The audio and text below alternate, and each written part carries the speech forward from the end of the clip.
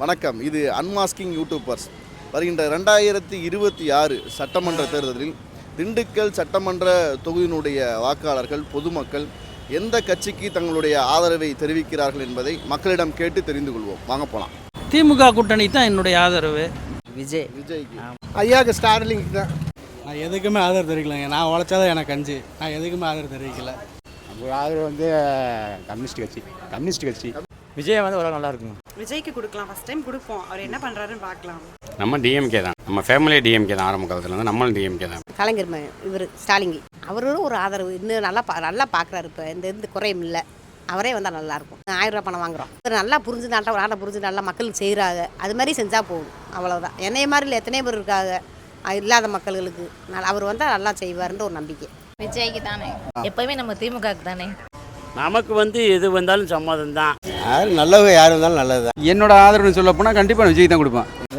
எப்பயுமே நான் எம்ஜிஆர் கட்சிக்காரங்க. ஆதரவு ஏடிஎம்கே தான்.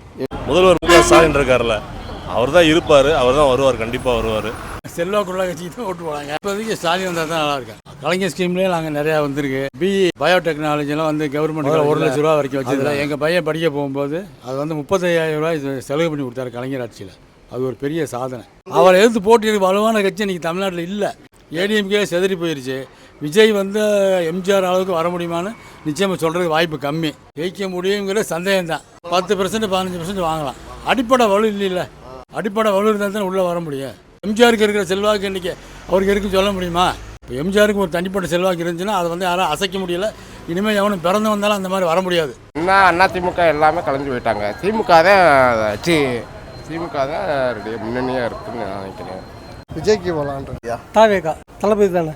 எங்கள் ஆதரவுலாம் டிஎம்கே தான் போடுவாங்க. டிஎம்கே எல்லாரும் ஒரே. நாங்களும் டிஎம்கே தான். டிஎம்கே தானே. விஜய்க்கு டிவிகே.